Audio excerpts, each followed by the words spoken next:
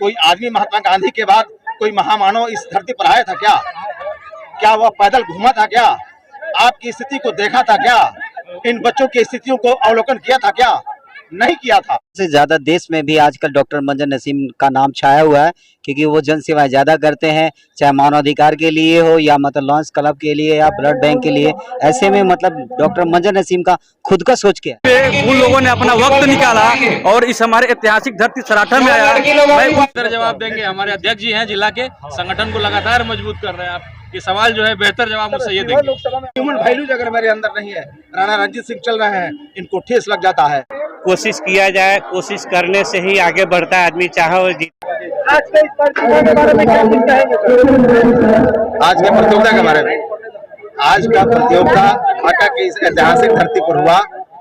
मैं तमाम लोगों को मुबारकबाद और शुभकामना देता हूं कि जन सुराज का जो मकसद है कि जनता का सुंदर राज स्थापित करना, उसमें बच्चे बड़े बूढ़े सबका भागीदारी हो। सर, यहाँ आने के बाद कैसा लगा? आने के बाद तो बहुत अच्छा लगा है, क्योंकि यह धरती तारीखी धरती रही है। आपने देखा होगा कि इसके पहले मुफ्ती रहमान साहब यहाँ जो अमर आदमी को आपने देखा होगा, तो उस धरती पर हम आए हुए हैं। और इसके पहले भी यह धरती कई रूपों में जानी और पहचानी जाती है। और यह ढाका खासतौर से मेरे लिए काफी इम्पोर्टेंट है कि ढाका के 70% मतदाताओं ने मुझे मतदान किया और मुझे इस सदन में भेजा। इसके लिए मैं उन्हें बधाई देता हूँ। इसको लेकर दो शब्द क्या कहेंगे? देखिए, आयोजक करता अभी तो हमारे युवा शक्ति के प्रतीक और अजीजुल कदर राणा रणजीत सिंह जो युवा शक्ति का प्रतीक है, उसके चेहरे पर भारत का खूबसूरत मानचित्र अंकित है।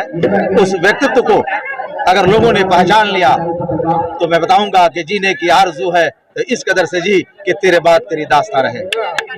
अब मैं बताना चाहता हूं कि आपने देखा होगा कि पूरी ताकत लगाकर आप शिवहर की धरती को देखा आपने, इसके पहले भी देखा, आगे भी देखिएगा। लेकिन अगर एक बार आपने महसूस कर लिया कि जनता का सुंदर राज हम स्थापित करने की दिशा में किसी नौजवान के साथ हो जाए तो इतिहास बदल देगा, तारीख बदल देगा और आपका तस्वीर और तकदीर भी बदल डालेगा। लग रहा है कि सर 15 वर्षों का वनवास टूटेगा इस पर शिवहर से। 15 वर्षों के वनवास अब तो टूटना ही टूटना तय है। अगर राणा रणजीत सिंह जैसा ऊर्जावान व्यक्ति, जफाकस, जिसको उर्दू में कहते हैं कर्मठ, हिंदी में कहते हैं कर्मठ और उर्दू में कहते हैं जफाकस, और हरदिल अजीज जिसको लोग प्रिय के रूप में देखते हैं, सियासी रहनुमा अगर मिलता है। ओवर कॉन्फिडेंस लग रहा है। बिल्कुल बिल्कुल, अनडाउटली मैं कह रहा हूँ कि यह वक्त आने दे बता देंगे तुझे आसमां, हम अभी से क्या कहें कि क्या हमारे दिल में है। क्या दिल में है सर? दिल में तो यही है कि सारा रिकॉर्ड ब्रेक होगा। और एक आपने देखा कि 15 अगस्त 1947 को जब देश स्वतंत्र हुआ तो सारे जहां से अच्छा हिंदुस्तान हमारा और हम बुलबुले हैं इसकी, ये गुल सता हमारा, ये पूरे हिंदुस्तान से नारा गूंजा था। तो मैं बताना चाहता हूं आपको, निश्चित रूप से आने वाला कल बेहतर होगा, जन सुराज का होगा और जनता का सुंदर राज उस वक्त स्थापित होगा जब नीचे से ऊपर व्यवस्था बदलकर सत्ता में जाएंगे। हम सत्ता बदलने नहीं आए हैं, हम व्यवस्था बदलकर, इन मासूम बच्चों को देखकर व्यवस्था बदलकर इनके तस्वीर और तकदीर को बदलने आए हैं। 75 वर्षों से जो वनवास है बिहार में, 1 वर्ष में आप लोग व्यवस्था को बदल देंगे? एक वर्ष तक कोई चला क्या? कोई आदमी महात्मा गांधी के बाद कोई महामानव इस धरती पर आया था क्या? क्या वह पैदल घूमा था क्या? आपकी स्थिति को देखा था क्या? इन बच्चों की स्थितियों को अवलोकन किया था क्या? नहीं किया था। एक महामानव आता है जिसका नाम प्रशांत किशोर है, वो हर पंचायतों को देखता है और उसमें उसको गांधी याद आता है, अंबेडकर नजर आता है, कर्पूरी ठाकुर जैसा आदमी का सपना नजर आता है और वह एक नया बिहार के तामीर में अपने तन मन धन को लगा रहा है। हम लोगों से दुआ मांग रहा है, आशीर्वाद मांग रहा है कि आप साथ आइए, हम व्यवस्था बदलेंगे इस बिहार का। मोदी जी से नहीं बदला जा सका, राजीव गांधी से नहीं बदला जा सका, नीतीश कुमार से नहीं बदला जा सका, लेकिन वो आदमी बताना चाहता है कि इस बार हमने जनता का हाथ पकड़ा है और मैं जिसका हाथ पकड़ता हूँ वो हारता नहीं है। इस बार वो जनता का हाथ पकड़ा है, जनता बिहार में इस बार नहीं हारी। सर, इस बार राजद से एम कटने वाला है। राजद से ये कटने वाला ये है। मैं नहीं कह सकता हूँ। लोकतंत्र में फ्री है, हर आदमी फ्री है और अपनी इच्छा के अनुसार अपना मतदान करता है, ये उसका विशेषाधिकार है। भारत का संविधान ने यह ताकत दिया है कि एक गरीब किसान के लड़के को सदन में यहाँ की जनता ने भेज दिया और आज तक कोई मुस्लिम चुनाव जीत कर नहीं गया था।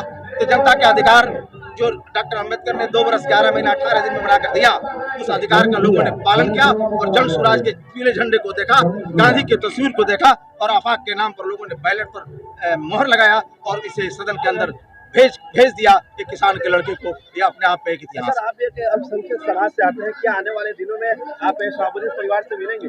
क्यों नहीं मिलेंगे? हम हर आदमी से मिलने के लिए तैयार हैं, क्यों नहीं मिलेंगे? मानव से देखिए, एक अखबार ने लिखा है कि दर्द दिल के वास्ते पैदा किया इंसान को, दर्द दिल के वास्ते पैदा किया इंसान को, वरना अतात के लिए कुछ कम नहीं थे कुर्रो बयां। ह्यूमन वैल्यूज अगर मेरे अंदर नहीं है, राणा रंजीत सिंह चल रहे हैं, इनको ठेस लग जाता है, ओफ करके अगर गोद में उठा लेते हैं, यही ईश्वरीय कृत इबादत है, वही पूजा है। और ये गिरते हैं, गिर जाते हैं, इन्हें चोट लग जाती है। अगर मैं हंसता हूँ तो इसका मतलब है कि मेरे पास ह्यूमन वैल्यूज नहीं है, मानवीय मूल्य नहीं है। सीवान के लोगों का कहना है कि शहाबुद्दीन के बाद राजनीतिकरण के कारण उनके बेटा को फंसाया जा रहा है। आपको लगता है कि फंसाया जा रहा है या संलिप्त होगा उसके? मैं इस बारे में क्या कह सकता हूँ? देखिए, बड़े लोग जो होते हैं उनके साथ कई तरह की परेशानियाँ आती हैं। ये तो क्लियर कट मामला है कि वह मामला राजस्थान में उनके साथ ट्रैफिक का मामला आता है और बिहार की पुलिस वहाँ पहुँच जाती है अरेस्ट करने के लिए। अब यहाँ का क्या मामला है, वहाँ का क्या मामला है, यह अंदरूनी मामला है, इसमें हमको काहे डाल रहे हैं? हम लोग छोटे लोग हैं, लेकिन मैं ये जरूर चाहूँगा कि न्याय मिलना चाहिए। न्याय चाहे अमीर हो या गरीब हो, सबके लिए न्याय मिलना चाहिए। रंजीत जी, आज के कार्यक्रम को लेकर क्या कहेंगे? देखिए, आपके सामने जो हमारे बड़े भाई आफाक साहब है, आपके हर सवाल का जवाब है। विजय उत्सव हम लोगों ने मनाया था अभी दुर्गा पूजा का।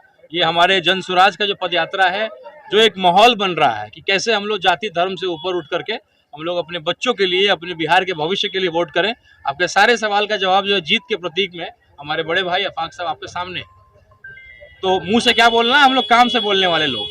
सर, एक बार फिर से मेरा वही सवाल होगा, लग रहा है कि बिहार की जनता इस बार जाति और धर्म से ऊपर उठ करके हमारे अध्यक्ष जी ये बेहतर जवाब देंगे। हमारे अध्यक्ष जी हैं जिला के, संगठन को लगातार मजबूत कर रहे हैं। आप ये सवाल जो है बेहतर जवाब मुझसे ये देंगे। लोकसभा में आपकी लोकप्रियता बढ़ते जा रही है, आपके समर्थक लगातार शिवर मांगे राणा रंजीत। हमारे अध्यक्ष जी जो हमें जवाबदेही देते हैं संगठन को लेकर के, हम लोग समर्पित कार्यकर्ता के रूप में हम लोग काम कर रहे हैं। क्या कुछ कहेंगे युवाओं के लिए?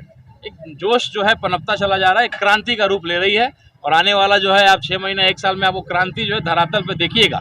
एक क्रांति आपने देखा है, आपके सामने खड़े हैं और ये क्रांति अब हर जो है वार्ड से निकलेगा। एक वार्ड मेंबर होगा, एक मुखिया होगा, एक विधायक होगा और एक सांसद होगा, एक मुख्यमंत्री और प्रधानमंत्री भी जन स्वराज का बहुत जल्दी होगा। ना हरा झंडा, ना भगवा झंडा, पीला झंडा हमारा रंग है। ना धर्म में बटेंगे, ना जाति में बटेंगे। जन स्वराज का सोच ये है कि हम जब बच्चा एक आगे चल के नागरिक बने तो वो एक जिम्मेदार, एक समझदार, एक अपने बुद्धि विवेक का इस्तेमाल करने वाला नागरिक बने। तो उसके लिए शुरुआत हम लोगों ने किया है कि हम इनके अंदर स्पोर्ट्स स्पिरिट जगाएं। उन बच्चों में जो गांव के हैं, उनके पास कोई संसाधन नहीं है, कोई वसाइल नहीं है, ना अभी की वर्तमान पार्टियों ने इस बात को कभी सोचा कि हम इन बच्चों को अच्छे मतलब शहरी बनाने के लिए हमें एजुकेशन के साथ स्पोर्ट्स को भी जोड़ना होगा। तो यही हमारा प्रयास है कि हम इन बच्चों को शुरुआत से ही डिसिप्लिन और अनुशासन और एक ऑर्डर में रखने के लिए, ताकि वो जब आगे बढ़ें तो उनका फ्यूचर बढ़िया हो, वो देश के लिए बढ़िया नागरिक साबित हो। बिहार से ज़्यादा देश में भी आजकल डॉक्टर मंजन नसीम का नाम छाया हुआ है, क्योंकि वो जन सेवाएं ज़्यादा करते हैं, चाहे मानवाधिकार के लिए हो या मतलब लॉन्च क्लब के लिए या ब्लड बैंक के लिए। ऐसे में मतलब डॉक्टर मंजन नसीम का खुद का सोच क्या है? देखिए, एक यही काम है सोशल सर्विस, जिससे आप मानवता के लिए कुछ कर सकते हैं। और पॉलिटिक्स एक बड़ा प्लेटफॉर्म है जहाँ पे आप बढ़िया सोशल वर्क करने के लिए अगर आपके पास जज्बा है तो आप कर सकते हैं। ये जो पॉलिटिकल प्लेटफॉर्म है ना, ये कोई रोजी रोटी के लिए नहीं होता है, हम लोग सब जानते हैं।